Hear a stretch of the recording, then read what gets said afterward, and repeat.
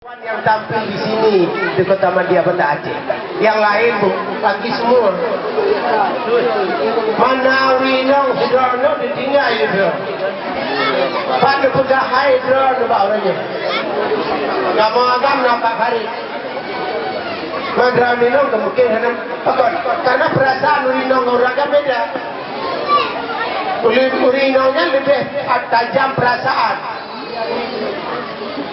Maka dalam rumah watian lebih susah urinong lebih uraga. Jadi lu begah-begah bawa mana, apa sih terakhir. Padahal telur itu kan kecil kan tidak. Tapi dia telur dikala digoreng bisa gede lebat kelapa. Bakon, bukan mau pula yang dalam bakon. Wapanya digoreng. Jadi ini perasaan urinong lebih tajam. Memang benar bukan dalam.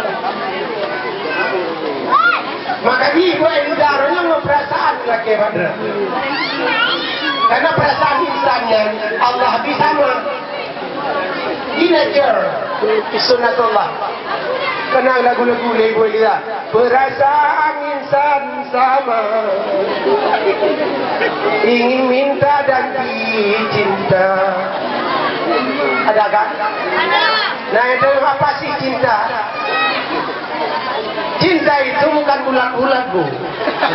Kayak nyanyi kan ada cintaku bulat-bulat. Yang lagunya oleh Pungoklo.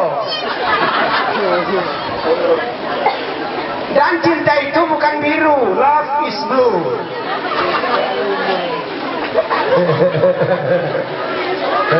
Cinta itu nature. Dia sunnah Allah. Pemberian Allah. Cuma-cuma nggak usah dibeli.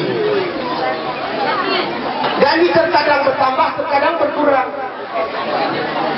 Lagi ada orangnya. Ibu ini kan cantik. Yang laki tampan, wanita cantik. Cilangga, pajar nabatas ini. Anak mungkin laga tapi dia kawan terus gitu nih. Jika lagi di nenek itu perubahan berbeda. Yang tinggalan nih, boleh katakan kecil laga, makin kecil laga, minum kecil laga. Orangnya macam mirip laga aja. Tapi tak kena. Yang agak doang, mirip kena. Bami roje tarik. Nak berisi baru yours for hour and beauties of flower. Masa muda itu cuma 1 jam tante. Kecantikan itu cuma terkembang kembang. Kita ini tidak selamanya kece. Suatu saat akan menjadi mantan-mantan kece. Raja Bami tarik. Kata Nakem belum yang wafat wiunun. Lesung pipinya nampak gitu loh. Uranya watai kau mau biop lo. Lesung pipinya 7. Video bah cepoy lah. Yang khawatir. Mulai cinta. Uraga mengalak kurina wajarnya. Menyona uraga mengalak kurina sakit. Orang galak ke jabatan wajar, tapi menyona orang merebut jabatan untuk memfitnah orang sakit. Makanya perlu rumah sakit. Makanya pemimpin yang selalu memfitnah orang untuk merebut jabatan, tak usah dipilih.